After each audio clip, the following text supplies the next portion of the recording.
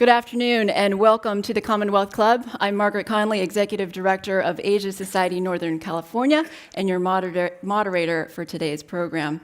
This program is being held in association with Asia Society Northern California, the Bay Area Council Economic Institute, the McKinsey Global Institute, and Thai Silicon Valley. It is my pleasure to introduce today's distinguished speaker, Parag Khanna, Managing Partner at FutureMap, former Fellow at Brookings Institution and New America. He is the author of the new book, The Future is Asian: Commerce, Conflict, and Culture in the 21st Century. Born in India, Dr. Khanna is the international best-selling author of 6 books. He has traveled to most countries in the world. He holds a doctorate from the London School of Economics and master's and bachelor's degrees from the School of Foreign Service at Georgetown University. He is a contributor to CNN, a young global leader of the World Economic Forum, and has also been an advisor to the U.S. National Intelligence Council. Dr. Khanna says there is no more important region of the world for us to better understand than Asia. He says it's a region that many misunderstand. Asia's complexity has led to common misdiagnoses, namely that Western thinking on Asia conflates the entire region with China, predicts imminent World War III, and forecasts debt-driven collapse for the region's major economies. Dr. Khanna says that in reality, the region is experiencing a confident new wave of growth led by younger societies from India to the Philippines. He asserts that in the 19th century, the world was Europeanized.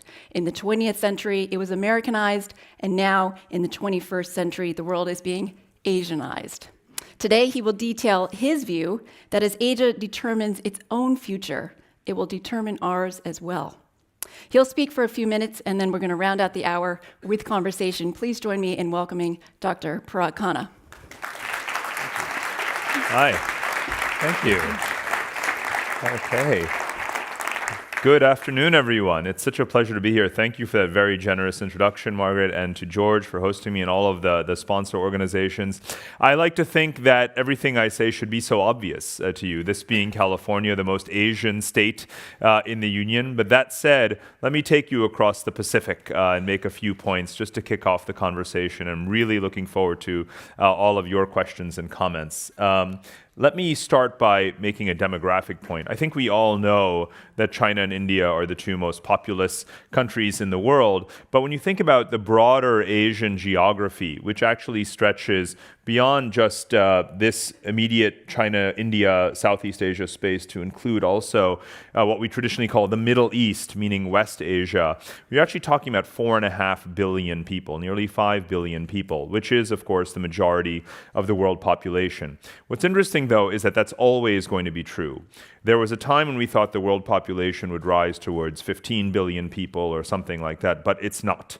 Our latest forecast put the world population plateauing at under 10 billion, which means that really we're going to live in a demographically Asian world for the lifetimes of everyone in this room, our children, our grandchildren, and so forth. So that is obviously quite significant. The other is that, it's not just demographics alone or size alone that connotes power or influence or centrality in the world. It's, of course, the degree of connectivity, of urbanization, of economic growth, productivity, all of those things that really make regions of the world important. And Asia is not only well into that process, but still has a long way to go to fully to fulfill its potential. And this is where we get to the point that Margaret mentioned about how really we conflate China with Asia or Asia with China far too much, because there was history before China. There was life before China became the world's largest economy. And there will actually be Asian civilization beyond that point as well. So let me explain what I mean by that, because we do tend to be very ahistorical. We look at China as the center of the Asian story, and it is, but let me talk about the antecedents. How did China even get to be China? Because the collective Asian economic miracle after World War II begins, of course, with Japan. And Japan's spectacular rise within just a couple of decades to become the world's second largest economy. And its industrialization and modernization in the 50s and 60s really inspired the second wave of modern Asian growth, which were, of course, the tiger economies, right? South Korea, Taiwan, Hong Kong, and Singapore. And their GDP also grew within a couple of decades to reach the same as that of Japan. And then, starting 40 years ago, came the China story, right? So when you ask, how did China become China? Wasn't some kind of virgin birth, right? Sort of Deng Xiaoping came along and decided he's going to open the economy, and they just started to manufacture everything themselves. We know that that's not true, obviously. In fact, the reason China became what it is today is precisely because not only was it inspired by the now very prosperous and industrial and modern Asian countries that paved the way for it, but they were also its largest investors and continue to be its largest investors to this day. And so we know that China has become an economy on par with the United States in size, but we also know that China's economy is decelerating now. Its population is peaking, right? And foreign investment is moving out of China into other regions. Care to guess where it's going? It's going to the next wave of Asian growth countries, right? Again, their story of just the last 60, 70 years of Asia's economic rise does not begin with China. It does not end with China. China is only the third phase in the process, or the wave. And the fourth wave is South and Southeast Asia, which the population is actually 2.5 billion people, stretching from Pakistan through India, through the Southeast Asian countries. And of course, their populations are younger. They have lower median ages, and they are now attracting more foreign investment than China itself. India last year attracted more FDI than China. ASEAN has been attracting more FDI than China for 5 years. And what's happening with the trade war will only accelerate that trend. So we are actually well into this next wave of Asian growth. And if these economies, albeit not one singular state, of course, it's a dozen countries. However, if they grow at only 5%, which is lower than the growth rate of India right now, they will equal China's present GDP size in less than a decade, right? So we have been largely ignoring these countries for far too long, even though already today they represent an enormous high potential economic force. And Asians have already recognized this opportunity. Again, China got to be China because its predecessors invested in it. These countries are achieving their potential or starting to because Japan, Taiwan, Hong Kong, South Korea, and China itself are the largest investors in them. And so when we think about the Asian economic system, we shouldn't think of it as this kind of zero-sum dynamic, the way we look at the world today, especially in the context of the trade war. Instead, we should appreciate these mutually reinforcing waves of growth. So just to put China in context, right? It is only a third of Asia's population, it's only half its GDP, and it represents only half of the investment flows in and out of the region. A lot of people would say we've reached peak China, in fact, but that by no means indicates that we reach peak Asia, to the contrary. Now let me show you, or discuss a bit further in purchasing power parity terms how we would measure the economies of Asia, because here it also reinforces the point that the region is quite multipolar, not purely unipolar economically. When you measure economies in PPP terms, in other words, the currency in which they actually spend and consume goods and services in their own countries, because these are such really domestically focused economies, or more and more as they grow, you find that China's GDP becomes larger than America's already. India's is significantly revised upward. The ASEAN GDP collectively is larger than India's, but with less than half the population of India. So clearly Asia is quite multipolar. Now you see I also include or code, if you will, West Asian countries into Asia. Now if you look at Russia, Turkey, Saudi Arabia, these are countries that if you go back 20, 30 years, the decade after the collapse of the Soviet Union, they all sought to remain very well branded as Western or Western leaning. Western alliance system, Western military relationships, Western trade with Western economies, Turkey wanting to join the European Union, the attempts to woo or integrate Russia into the West. Then came the decade after that, where things got a bit frosty, right? Relations with Turkey certainly cooled under Erdogan. Obviously, the democratization process stalled there, and most definitely in Russia.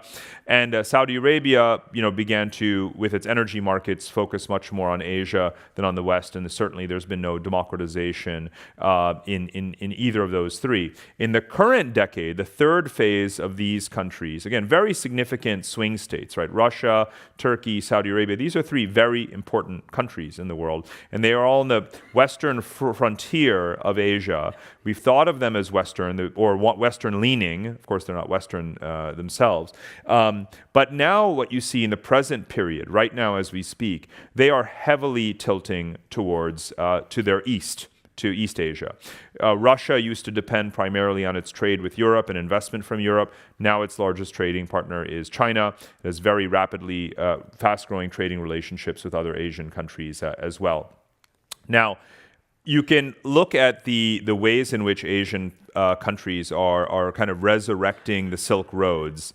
If you take any pair of countries in geographic Asia and go back 15 years, 10 years, 5 years, and this is the present data, what you'll see is that the trade volumes between them has increased. And I include, again, the West Asian countries of the Gulf region and sub-regional or regional groups like Southeast Asia. So pick any pair of countries, whether it's Russia with India, or the Gulf countries with China, or Japan with India, or Australia with the Gulf. You pick, right?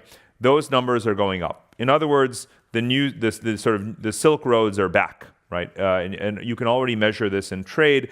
And the volume of trade here, the volume of trade or the proportion of trade that Asians have with each other now far exceeds their trade with the rest of the world, right? They trade more with each other than they do with us, and certainly more than they do with, more than they do with Europe as well. So I make the case in the book that Asia is in some ways, again, depends on the aspect of trade that you measure, decoupling, in a way from the rest of the world. Now they still depend on global capital markets, and they benefit from global liquidity coming into their financial systems and so forth. So it's not that they want to decouple in trade. It's just that they increasingly can. If you look at the economies and the countries here, you've got your oil-rich countries, you have your industrial centers, your financial centers, food producers. Any way you measure it, Asians can buy and sell more and more with each other. Diplomacy. You're starting to see Asians coming together there as well. Traditionally, in global governance conversations, we largely focus on to what extent are rising powers influencing existing multilateral structures. What's their voting share in the IMF or the World Bank or something like that? But what we've been ignoring is to what extent Asians have the capability to just build their own institutions, right? To conduct their own diplomacy. And indeed, this is part of what happens when you take an inside-out view of Asia rather than an outside-in view.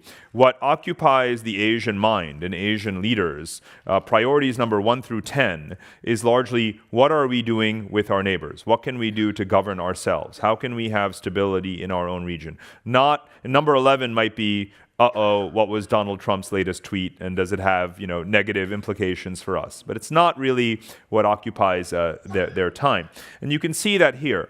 So let me give you a few examples. We've had the rise of sub-regional groupings like ASEAN, I mentioned earlier. There's also the ASEAN +3 trade system. There's the Regional Comprehensive Economic Partnership, which is meant to go into effect this year. And note how many Asian countries joined the Trans-Pacific Partnership, even though we did not, even though we created it. It's a separate point to get back to in a minute. But there was no way that they were not going to also do their own internal trade liberalization, even if we had given them the opportunity to have more liberalized trade with us through the TPP. It's always both and. They want to increase or intensify their own relations. And if you look over here on the left, that's the Asian Infrastructure Investment Bank, which was created only a couple of years ago, and yet it's probably, by membership, one of the fastest growing multilateral organizations in history. And this is, although a very small organization in terms of its capital pool at the moment, it really embodies the spirit of that Belt and Road Initiative and the new Silk Roads, because it provides some of the co-financing, infrastructure finance necessary. Now, you'll see here not only that there are actually about 80 members. I can't update the list fast enough of members, but you'll notice that Iceland has joined. I mean, what is Iceland doing joining the Asian Infrastructure Investment Bank? Chile as well. The Pacific Ocean is the planet Earth's greatest natural barrier to human contact. And yet, Chile is on board. So the whole world is saying, wait a minute, Asia's investing in infrastructure. Asia's recreating the new Silk Roads. How can we get in on that story? How can we sell into that market? And that's what smart countries are doing. That's certainly what Europeans are doing. And what I wanted to explain here is the fact that if you look at the tensions in the transatlantic relationship, many of which actually predate the Trump administration, they've certainly been exacerbated. Germany doesn't like being told that it needs to rein in its surpluses and that its automobiles are suddenly a national security threat, right? So Trump hasn't helped. But the transatlantic divorce, if you will, is something that I've been writing about for about 15 years, I would say, and it's only becoming more and more pronounced. Now, what you can see here is just the most important regions of the world economy in terms of their relevance or share of global trade. Europe is in the lead mostly because of its volume of internal trade across those borders and because they're wealthy economies. Asia is the second most trade-dependent region of the world, 34%, and North America, 14%. So here we are in what is actually the most autarkic region of the world, the most self-sufficient. This is a very good thing, right? North America has all of the natural resources, all the industry, all the people, the food, and so forth, the money to survive, right? To care for, to take care of itself, more so than any other region can. But it also means that we have a lot less leverage on what others do than we think we do. And this is where the trade war obviously comes in, and the terrible miscalculations that the administration has made, because they've taken the view that they can almost dictate how others are going to trade with each other or what the global rules are. And we can't, not by the numbers, right? By the size of our economy, you would think so, but the size of your economy doesn't necessarily translate into your influence in trade if you are as domestically services-driven and self-sufficient as we are as a country. So what's been happening in the last 15 plus years is that Europe has begun to trade more with Asia. And again, they share a landmass, right? They share the continent of Eurasia. Europe is fully on board with building these new Silk Roads because they benefit from it. They trade $1.6 trillion a year with Asia already and only $1.1 trillion with North America.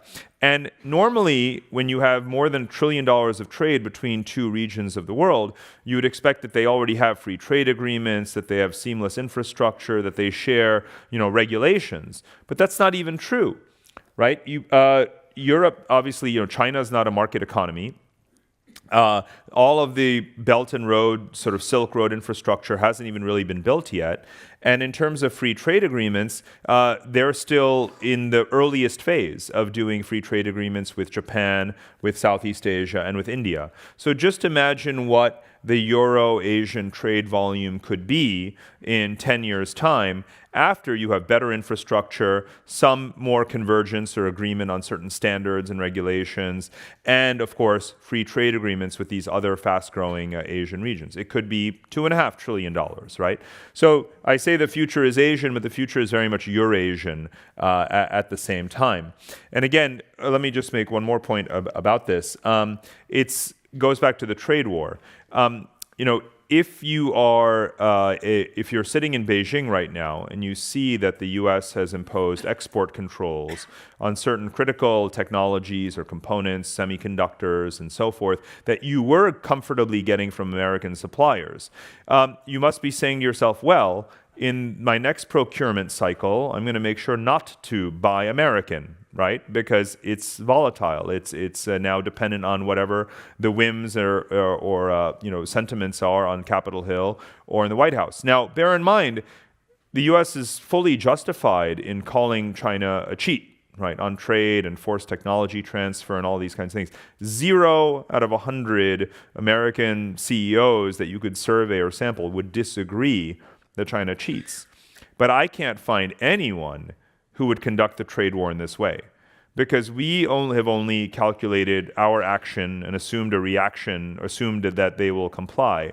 We haven't thought about the reaction to our action, right? Which is the reciprocal tariffs and what happens down the road. Now, if you think about semiconductors and aircraft and soybeans, right? So, I mean, agriculture, airplanes. So soybeans, airplanes, and semiconductors. So let's just take 3 things that we sell a lot of to them, right? Well, they can get the soybeans from Argentina and Brazil, and it'll probably just encourage other countries to plant more soybeans, right? Oil and energy, oil and gas, obviously we had been selling them a lot, then it went down. The government in China is saying we're gonna take more U.S. energy imports, but that's a global market anyway, totally fungible. And then there is semiconductors, where of course the U.S. has pole position in wafer foundries, but in terms of buying semiconductors, Chinese companies can get them from Japan, from South Korea, from Taiwan, and those countries, territories, are very, very eager to displace us. Right?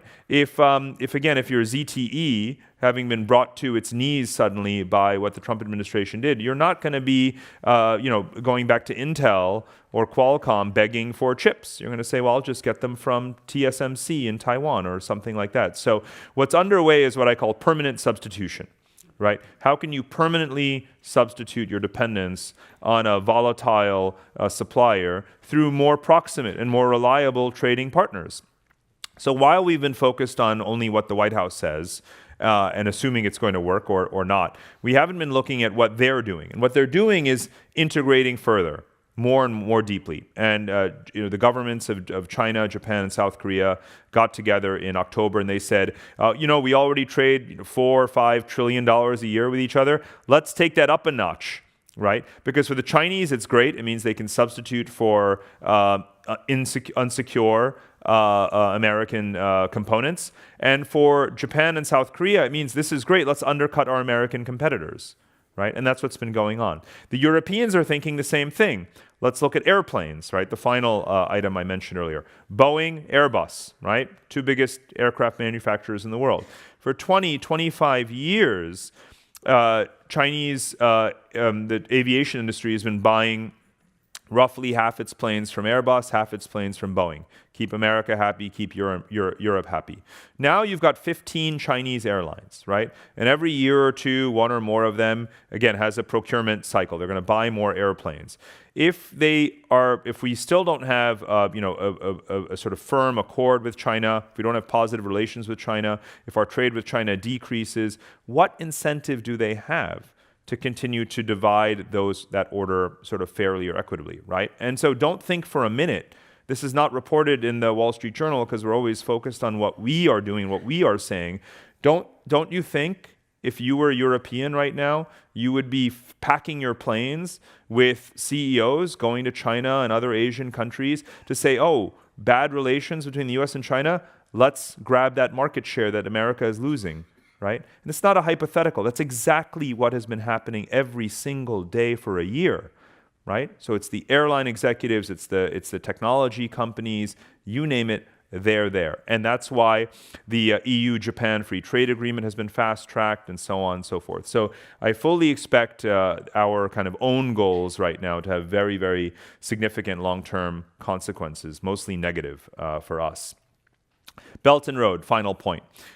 This is actually a map from Connectography that I'm just showing you again here about kind of all of the infrastructures that are going to be built in the next 5-10 years, whether it's the oil and gas pipelines, railroads, high-speed rail, fiber optic internet cables, electricity grids, you name it, really linking together all of the countries of Asia. And bear in mind that this is most of the world's population lives just in this region. And Europe is just off to the west, and they really want to be part of this story.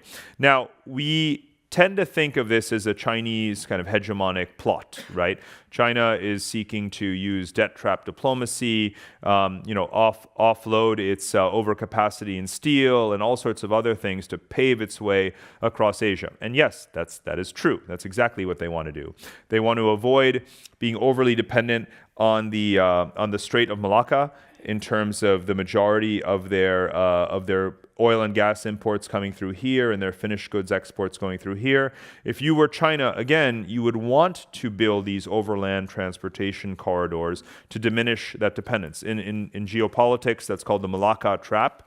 It's a 19th century problem, right? If not even older. So naturally, when the Soviet Union collapsed 30 years ago, China said, this is our chance to overcome the Malacca trap. And I've been traveling in every country you see on this map for about 20 plus years, from Kazakhstan to Afghanistan and Iran and so forth, and witnessing these Chinese infrastructure projects. They only now have a name, the Belt and Road Initiative, for the last 2 years, but I've been watching it for 20 years, right? And it's going to go on for another 20 years. And yes, there's a backlash, right? And in our media, we emphasize the backlash to the norm. The norm is lots of infrastructure is going to get built. China is going to finance a lot of it, but other countries will get involved as well. And they're going to reconnect to each other. They're going to trade more with each other. We act as if every time a country rejects a Chinese deal, that's the end of Belt and Road. It's not. This is the train that's left the station, right? All of these infrastructures are going to get built. Now, there is backlash, and I think the backlash is very good, right? And I document in this book, and even in previous books, the anti-Chinese backlash country by country by country. I think I'm the one who came up with the acronym ABC, anyone but China. I've been hearing this for 20 years in Kazakhstan and Myanmar and Mongolia. Everywhere I go, countries know when they are overly dependent on China for their foreign investment or on their exports going to China. Our diplomats go to these countries and warn them about something that they've been well aware of for like 20 years, and we consider that some kind of diplomatic coup. It's really kind of ridiculous. What we need to be doing is actually to be competing, right, in those markets. So you should join the Trans-Pacific Partnership Trade Agreement if you want to, undercut or compete with China in those markets. You should have more infrastructure finance if you want to compete with Belt and Road. If you want countries to not have to pay 5% interest rate to China, but have a more concessional rate, you need to offer that. And country after country, we just sort of tell them what we think they don't already know their problem is, instead of actually going and helping them solve their problem. And this is one of the big failures in our diplomacy, I would say. So I think that ultimately Belt and Road, and this is one of the central arguments in the book, we think of it right now as being this kind of one-way trip to Chinese dominance. What actually will happen in the medium term is that the more these economies grow, because they are growing very fast, the more they'll get sovereign credit ratings and more investors will come in. They will be able to dilute China's influence in their economies, and that will restore Asia to its historical pattern of being multipolar, right? 4,000, 5,000 years of history, almost never has Asia been dominated by any one civilization, right? The Mongols came pretty close. That was 700 or 800 years ago, so not necessarily the most relevant model for today. The Japanese tried, certainly in East Asia. That didn't work out so well. Asia is a much more diverse landscape than Europe, right? And our theoretical models of international relations and geopolitics tend to be based on the European experience, which is not relevant. If you want to predict the future of Asia, look at Asia's past, right? Asia's past is very diverse, very multipolar, very heterogeneous, actually impossible, quite frankly, for any one power to be able to overwhelm the others and subdue them and make the others like them. This is a landscape of many mutually unintelligible civilizations with, in some cases, more than 1 billion people, right? So the notion that Asia is whatever China wants falls on its face. And you can see it every day in this backlash. You can see that even a poor country like Myanmar can give China a massive haircut on its debt. Malaysia can rip up contracts with China. Kazakhstan and other countries can say, you know what, we don't want China to own more than 49% of critical industries. Pakistan, which is totally dependent on China in so many ways, can say this whole China-Pakistan economic corridor, $60 billion, enormous debt to us, let's just cut that down to $30 billion and make sure the debt is sustainable. If this were a colonial world, the natives don't get to say no. Right? It's a very different century. So I'm very resentful, quite frankly, when I read The Economist or other publications that say, well, the Chinese are the new colonialists, the Belt and Road Initiative is just like the British East India Company. It displays a staggering lack of historical knowledge and imagination, quite frankly, and lack of respect for all of these rich historical civilizations like India, Persian civilization, and others that say no to China all the time. And I'll end with this point because it's so funny that we come back to politics later. We look at Asia, and like I said, we see China getting whatever it wants. We think they have a 1,000-year plan and that everyone bends and falls before them, and Asia is just a set of falling dominoes before China. Let me just tell you, if I were a leader in Beijing, I would actually be pulling my hair out. I'd be saying, I never get what I want. The Burmese are ripping up deals, the Kazakhs are ripping up deals, the Malaysians are ripping up deals, poo-poo, right? I'd be super upset. The reality is obviously somewhere in between, right? There is a push and a pull going on in Asia. And the more, again, you travel around the region and appreciate it from the inside out, the more you realize that, again, it is a vast, obviously, geography, all the way from the Persian Gulf to the Sea of Japan, from Russia to Australia. No one power is going to control it. And the more China-centric we are, the less we get it, the less time we spend realizing that if you want Asia to be diverse, to remain multipolar, to not be dominated by China or anyone else for that matter, the more you would understand those other stories and support other countries in what their ambitions are. And that would lead to a fairly different kind of foreign policy than what we have right now. So with that, let me pause and thank you so much for having me here, and I look forward to our conversation. Thank you. Great. Our thanks to Dr. Parag Khanna, Managing Partner at FutureMap, former fellow at Brookings Institution and New America, and author of the new book, The Future is Asian: Commerce, Conflict, and Culture in the 21st Century. So we'll talk a little bit about your remarks. We have some questions already from the audience. If you have any more, please send them up. Let's start, because you spent a little bit of time on this in your book, about not looking at Western precedents in European history as we map out Asia's future. How is Asia different? Can you go into that a little bit more? Sure, absolutely. So as I mentioned, in the 4,000 or 5,000 years of kind of recorded civilizational history that we have of Asia, you have your the Arabian, Turkic history and Persian history of West Asia. You have obviously South Asian civilizations, Central Asian nomadic tribes, Turkic, Russian, everything in between. Obviously Chinese empires and civilizations, Japanese, Korean. So they have all had patterns of commerce, conflict, and culture. These are the 3 C's that I use in the book. And for every era of history, I look at what were the commercial patterns, the cultural patterns, the conflictual patterns. But again, only in one instance, the Mongols, right, a nomadic empire, was there really a genuine pan-Asian sort of dominance or hegemony. And it was also, again, not particularly long-lived, not going to be recreated. So the natural multipolarity of Asia stands in contrast to our kind of Eurocentric theory, in which we tend to look at the possibility of a unipolar hegemony, right? If Napoleonic France can conquer Europe, it can force everyone to speak French and be Catholic, right? If Germany conquers Europe, everyone's going to be speaking German, right? And that doesn't work in Asia, right? Again, there are 3.5 billion Asians, billion with a B, who are not Chinese, who don't speak Chinese, aren't really going to learn Chinese, aren't going to bow down to Xi Jinping, are doing quite the opposite right now. So Asia's natural state is multipolar. It would take an enormous amount of power, effort. It's quite literally inconceivable that even China, even with all of its incredible power, resources, wealth, might, sophistication, cleverness, all of those things, that it's simply going to dominate Asia. And again, we're starting to see many ways in which Asian countries are militarily drawing a line or trying to challenge China. We had the Doklam Plateau standoff between India and China a year and a half ago.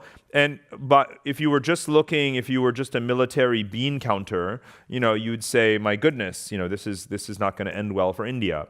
But instead, India held its ground and China backed down, right? Very, very surprising. And this is going to be a case study that military analysts around the world are going to be looking at for years and years to come, because it almost proves that if you do stand firm with China, they will back down rather than the reverse, even as powerful as they are. Why? It's not because they can't win one particular localized battle, because they can.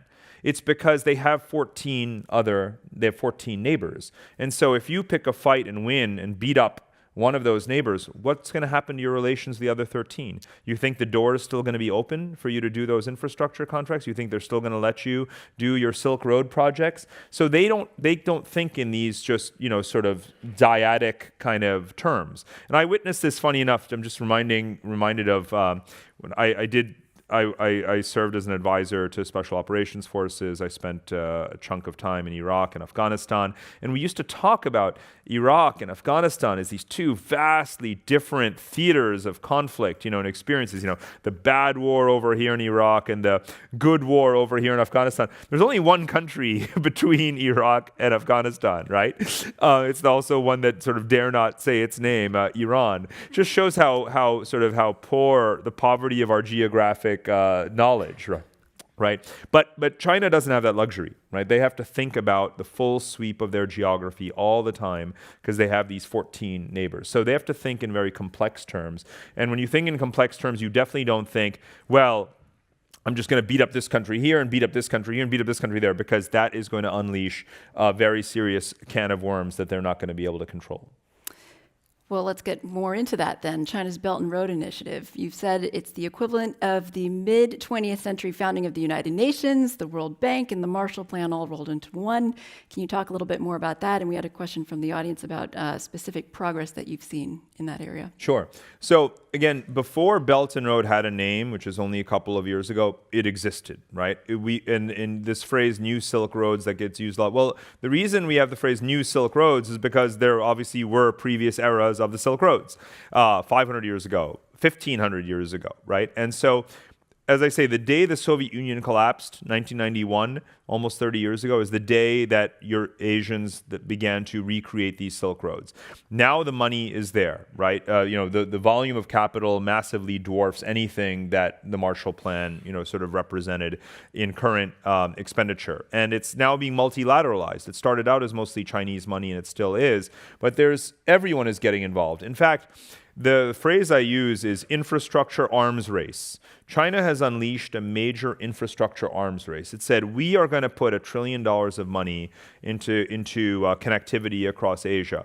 And then suddenly, in just the last 2 years, Europe said, we're going to have our own Asia connectivity initiative. Japan and India said, we're going to do connectivity corridors. The US, we have launched this thing called the United States International Finance and Development Corporation, USIFDC, that's also meant to compete with China. And in fact, the electricity grid of Papua New Guinea was just a contract for that was just won by a consortium of the US, Australia, and New Zealand over a Chinese bidder, right? So everyone wants to compete to build and finance this infrastructure. So everyone wants to build the new Silk Roads. And it benefits China to some degree, but it benefits everyone else too. And it's been going on for 30 years. So in terms of progress, enormous progress. Again, look at the numbers of the trade volumes that have increased between any two pairs of Asian countries. That is the result of all of this infrastructure that's being developed and obviously the opening of these economies over the last 30 years. There's been a number of, I would say fairly objective studies on this that have been done. The RAND Corporation has done one, Citigroup has done one.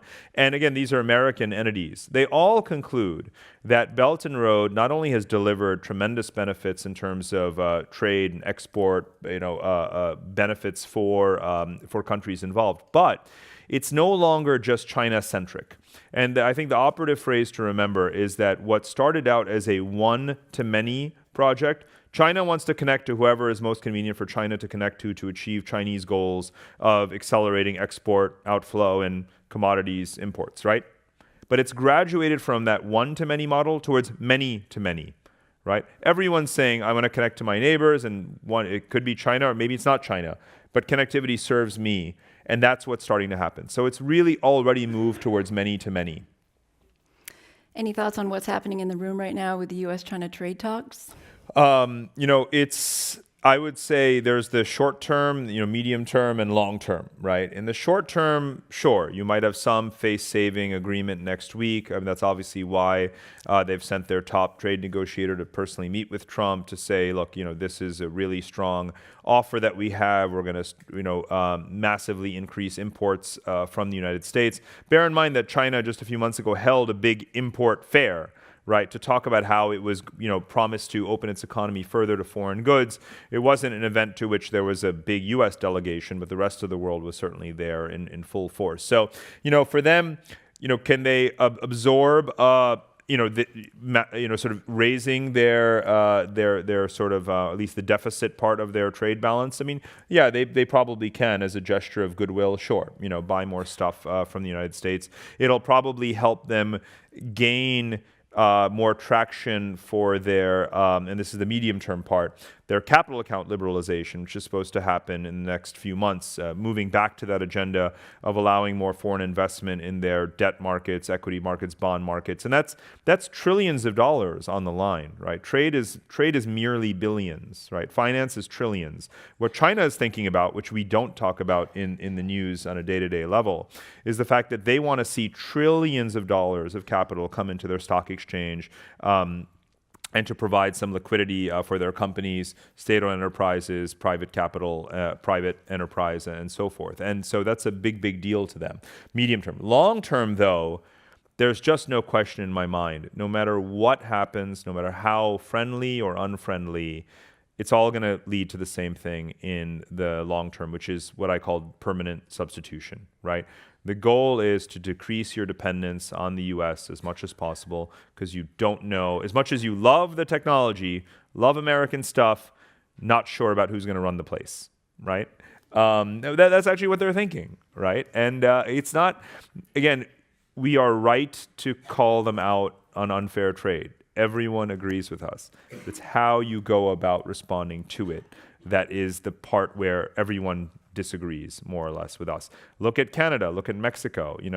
They joined the Trans-Pacific Partnership Agreement. They have, by the way, proportionately the same deficits to China that we do. Smaller volume of trade, but equally mismatched with deficits.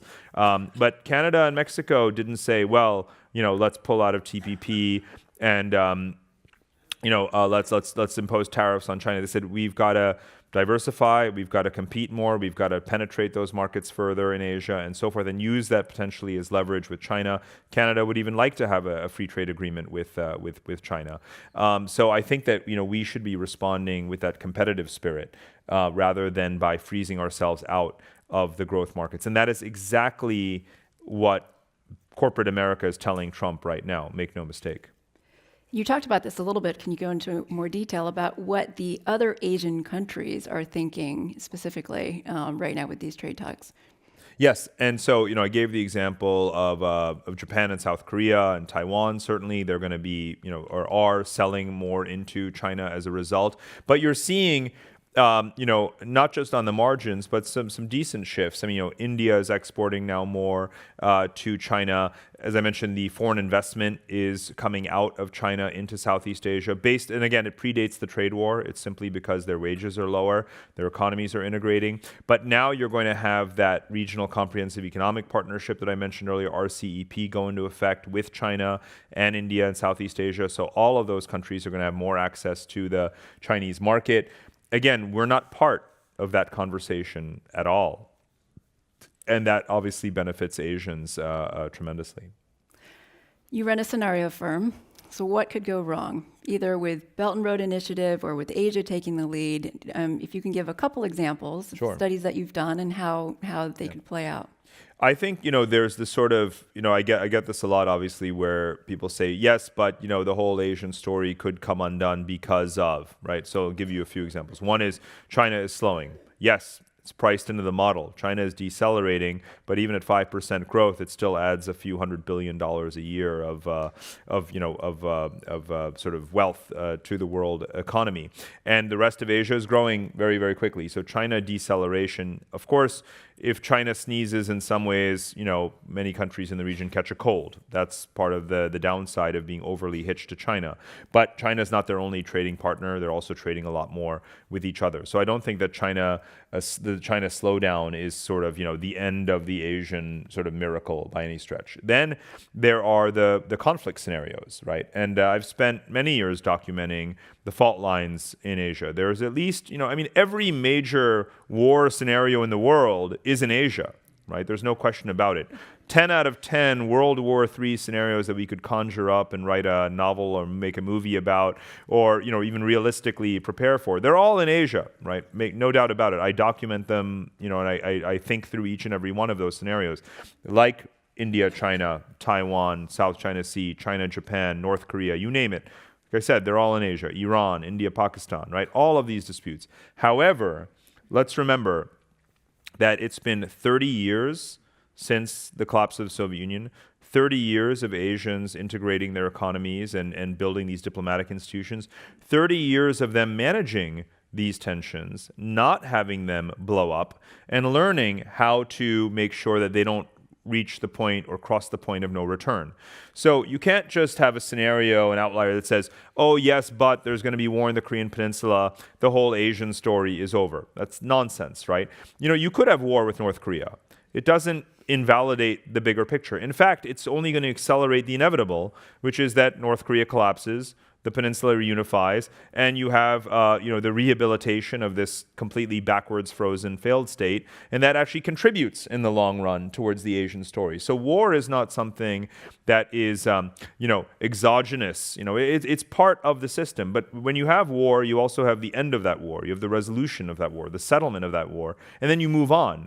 And that moving on part is certainly going to happen. It's happening with every either conflict or peaceful settlement of a dispute. And North Korea seems to be going in that latter direction. And the third thing, though, that I want to mention, which is obviously important, is the environment. 5 billion people of Asia are as or more exposed to climate risk and volatility than as much as any other part of the world. You not only have the volcanic activity and the tsunamis, now you have rising sea levels, and of course, a huge part of the Asian population lives in coastal megacities. They're the most at-risk people in the world from rising sea levels. Then you've got flooding. You even got drought in some areas. You've got melting glaciers in the Himalayas and the impact that's going to have. So there's a huge laundry list of environmental challenges in Asia. But much like as it's a microcosm of the world, you don't have one collective Asian solution to all Asian environmental problems, right? You have a very haphazard kind of approach, and it's mostly country by country or bilaterally. And so I can't give a generic answer as to how Asia manages the environmental problem. But that said, if you take a country like China, you can see the efforts, at least, that are being made to reduce emissions. So much sort of investment in alternative and renewable energy. They're still obviously building too many coal-fired power plants, as is India. But as the cost of technology comes down, you can see the amount of capital being deployed to leverage these new technologies in Asia, and that's a pretty important story. What lessons can Asia still learn from the West? That's a great question. So, I'm so glad that someone asked that. Was it you who did it? Raise your hand. Come on. It's a brilliant question, and it allows me to clarify, the single most important historical and philosophical and conceptual point in the book, which is that the rise of Asia does not mean the decline of the West, does not mean the decline of America, does not mean the decline of Europe, right? We live for the first time in a truly multipolar world. America is still a superpower by any measure. Europe is still, highly influential globally in many ways.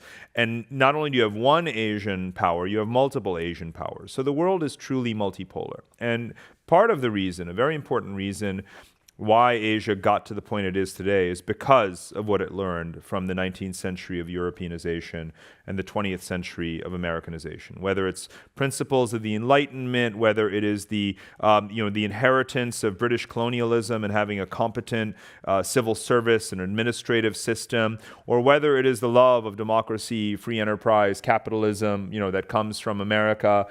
Asians have learned those lessons. They've spent hundreds of years learning from us. That's a big part of how Asia has done it, right? Part of what I say in the book is, how come we've ignored so many of those things that we've taught the world, right? It's almost ironic. I use the example of Brexit, obviously. Britain used to have the most competent civil service. It ran the most far-flung empire in the world. And today, a couple of years ago, when it came time to decide whether or not to stay in the European Union, rather than listen to the civil service, they had this ludicrous referendum, right? Now, that would never happen in Singapore, a former British colony. There, they've improved the caliber of the civil service. They have more PhDs, more data-driven analysis than ever before. They would never do anything remotely as stupid, right, as that, right?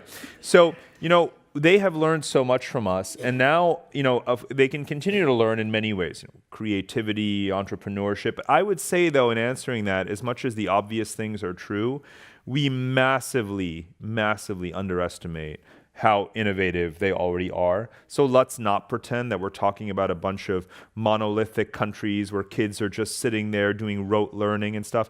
Asia's not like that anymore. It's literally get real. If you look at WeChat and these other, Gojek, the app, they're better than our apps, right? They didn't invent a lot of these things, but they've innovated them, right? They've adapted them to their markets, they've tweaked them, and they've taken them in new directions that we could actually learn from. So as much as I could give the obvious answers about what they can still learn from us, the more important part of the book is what can we learn from them, because they are doing a lot of things right. Maybe 50 to 60% of the things they're doing right are things that we taught them how to do and we should still do. But let's start to learn the other 30, 40% of things that they figured out how to do and we can actually learn from. Looking at the leaders in Asia, who do you think is doing a good job? Countries or people? Leaders. People. Leaders. So no, that's a good question. There's a lot of this is just a continuation of the previous point. When we ask what are they learning, it's not because they're not monolithic. Because Asia is full of billions of poor people in poor countries. They have a lot to learn still about how to maintain social stability, inclusive growth, and all those kinds of things around social development. And they're learning a lot of it from each other, right? So the leaders, when you say, for example, how do you become a better democracy? Well, you don't actually have to look across the Pacific Ocean anymore. You've got Japan, you've got South Korea, you've got Taiwan, Australia, New Zealand, are all in the immediate geography of Asia, right? Again, some of those countries are full democracies today because of having been occupied by the U.S. and sort of tutored, by us. But be that as it may, some of the world's foremost democracies are right there in Asia. The most technologically advanced or sophisticated, smart countries, like Japan, like Singapore, are of course in Asia. And so there's lots of learning going on there in that area. So I would say the answer is, what is the problem you're trying to solve? And generally speaking, whatever problem you're trying to solve, how do you go green fast? You can look at parts of China for that, and you can look at Japan with their technology. If you want to look at how to build a good civil service, I mentioned Singapore earlier. That's the place where everyone goes, and that's who we teach. I moved there a few years ago. We've got plane loads of Indians, of Chinese, of Kazakhs, Russians. Everyone comes to Singapore to learn how to build a smart city. How to get the trash collected. How to have just good, competent public administration. Thousands of people every week learn how to do that in Singapore, and then they go back to their countries and they run their countries marginally better than they were running them the week before, right? So there are, in every domain, you can find the lessons in Asia itself. You were quoted in the Wall Street Journal saying the future winners in Asia will be whoever best scales new technologies and business models. Tell us more about that, and what does it mean for all of us sitting here in the Bay Area and Silicon Valley? Great question. So, I mean, it's an enormously diverse set of markets, and of course, and some of them are huge, like China, obviously, India, and so forth. And what is happening is that you do have this regulatory fragmentation, right? Each of them has their own kind of industrial policy. We're all familiar with China's, but now India is doing the same thing, even though it's a democracy, even though it's a more open capitalist, market economy. They are, for example, you may have caught this in the news. They're requiring that Amazon not sell the products of any companies or suppliers in which it is also an owner, because those would be privileged in the Amazon platform. So they have to decouple things. So they're going to play with the regulations so as to benefit their local producers in the online marketplaces, whether it's the ones that they own or the ones that are foreign owned. So to navigate that is obviously difficult. But let's bear in mind, this being California, Silicon Valley, the tech sector has been way ahead of the curve of the rest of the Western corporate multinational landscape in appreciating the diversity of Asia. Why? Because, of course, a lot of you were never in China.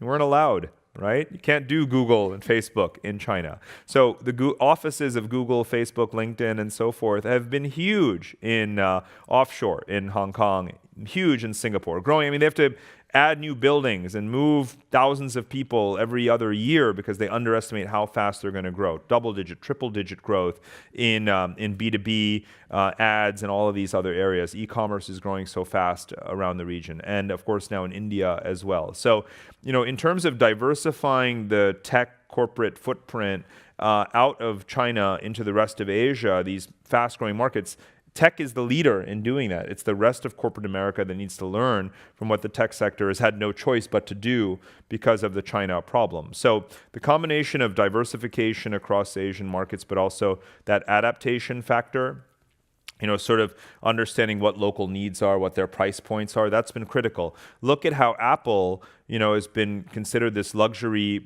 product and doing well enough in China, which is to say having 2%, market share, was considered good enough to make it $1 trillion company, and everything was fine up until a month ago, when they suddenly reported, declining earnings in China. In any case, the handset market has stalled in China because everyone's got one or two phones already, and they didn't want to ever reduce their prices and so forth. So suddenly, on the back of that, disappointing revenue report from January, not only their market cap took a huge haircut, and then just a few days later. And I think the news didn't get talked about much because we were all focused on the negative earnings in China.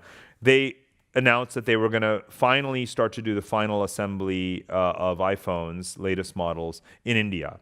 Right? And that was a big dispute with the Indian government for a couple of years, and then Apple finally had to cave and say, how are we going to generate growth outside of China in order to buttress our credibility as a global company and capitalizing these other Asian markets? We're going to have to comply with India's requirements that we make in India as well. So you'll see more and more that in order to sell in these big Asian countries, you have to be there, you have to manufacture there, do joint ventures there. The simple answer is go do it, right? Because they're not going to relent on their regulations. So following up on that, in your Asianomics chapter, which I very much enjoyed, you talked about technology, venture capital, and you wrote that Western economists have said that Asia's rise is catching up with the West, when in fact Asia may be leapfrogging it. To this audience, can you talk a little bit more about that? Sure. Now, obviously, leapfrogging is meant in a very specific way. It's certainly not meant to say, although as I showed you earlier, Asia is in PPP terms better than 40% of world GDP. As I also said, you have more poor people in Asia than the entire rest of the world put together. So when I say leapfrogging, I mean that this phrase that you're familiar with, the advantages of late development or second mover advantage, that's happening. And we traditionally use that when it comes to microfinance or adoption of mobile phone technology. But now when you look at fintech and mobile payments, or areas like off-grid power, sustainable energy. As I said, the price of these technologies has come way down. A lot of these very poor societies are able to implement and move to the highest standard very, very quickly. You're seeing this in telemedicine, mobile, delivered healthcare. When Asian countries want to have Oh, by the way, I should also mention, digital identification, like what India is doing with the Aadhaar system, right? We don't even have that here. We still can't agree on whether or not a driver's license from one state constitutes that federal or the ID requirement that they want at the airport. Literally, we have that conversation here. It would be ludicrous to have that conversation in a number of Asian countries. So, so those are some of the areas of leapfrogging. But healthcare is so interesting because we talk about the fact that Asian countries are growing so old, but they're not rich, and so how will they ever have welfare states? You're going to have mass revolt and upheaval because they can't provide that standard of healthcare that our national healthcare systems provide. We're obviously referring to Europe here, not to America. But here's the thing, right? The costs have come down. The models are entirely different because of this leapfrogging, because you can have this telemedicine and so forth. Companies like HealthCube in India is one to look at in this regard. So a country that's as poor as Indonesia is actually talking about legislating a national health care, availability for its population within the next couple of years. It's not because they're going to do it at $15,000 per capita per year, right? They're going to do it at like $500, right, per capita per year. And that's part of the leapfrogging as well. The U.S.-China relationship, it's a really heated topic, but we especially feel it here in the Bay Area, in the technology space. You wrote that China is using its technology not to conquer its neighbors, but to finance their success. Yeah. Can you talk a little bit more about that? Yeah, this is very, very important because, again, it turns on its head our conventional wisdom. Just like Belt and Road, where our primary assumption, and again, inflected through a very reactionary conservative media that isn't on the ground, is that, well, China's got this Belt and Road thing, it's going to fail. I mean, the Council on Foreign Relations literally last week had a whole session, a whole meeting titled The Backlash Against Belt and Road. It's not about, like I said, Rand Corporation, Citigroup. The people who actually know what they're talking about know that Belt and Road is totally happening and mostly succeeding. And on the margins, there's backlash and there's corrections that will actually make it better. That's what you should correctly understand when it comes to Belt and Road. But our tone is like, it's totally going to fail, which is ridiculous, right? Because as I said, it's actually been going on for 30 years. So tell me how it's going to fail, right? It's going to be going on for 1,000 more years.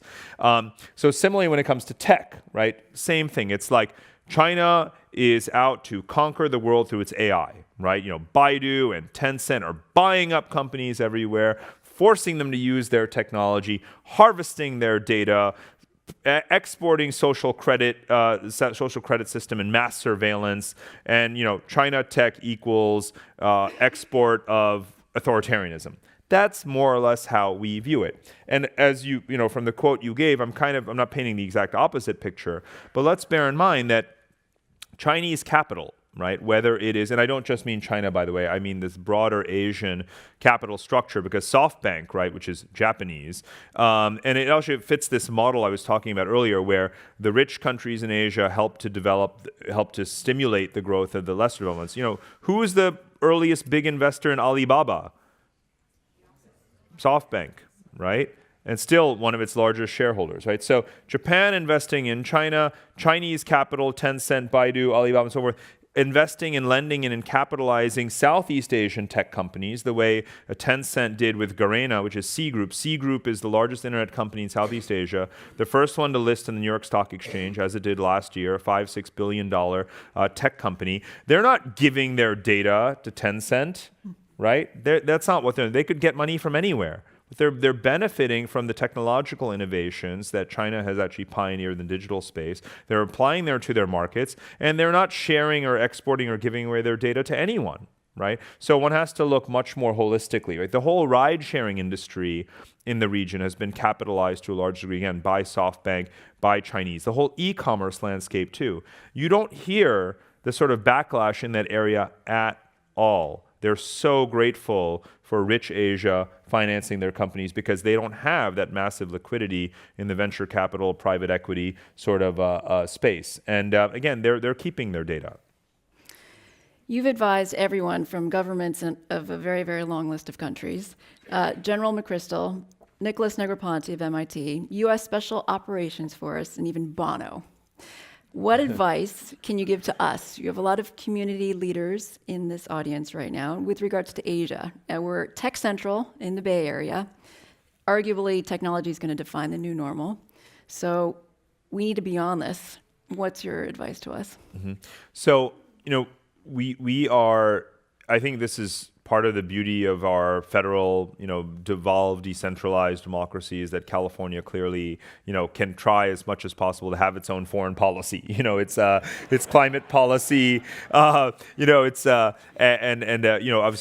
contradict the administration on immigration and these kinds of things. And now, obviously, trade is going to have to be one of these areas because it is like, especially if I were California, if I were in tech, I'd feel like my limbs were being chopped off by Washington because it's inhibiting my access to Asian economies as a result. So therefore, and I hinted at this earlier, when you have a situation where we have not joined a trade agreement and others have, and they are now already manifestly, measurably, in just the last couple of quarters, we've been able to measure how much benefit Canadian companies and Japanese companies have gained from being part of TPP, and we have not gained, right? I would be pulling my hair out if I were in your shoes. So the only way to compete is to sort of go over there, be there, locally incorporate, do these kind of joint ventures in order to get your technology beyond the tariff window, so to speak, and inside those economies and societies. And that's what I see Silicon Valley venture capital doing, right? For the first time, you've got major Silicon Valley VC funds that are making direct investments into Asian tech startups. You see it happening in Indonesia, for example, and it'll start to pick up, I'm sure, in Vietnam and the Philippines and elsewhere. So literally go directly there and don't wait for Washington to get its act together because it's not likely to.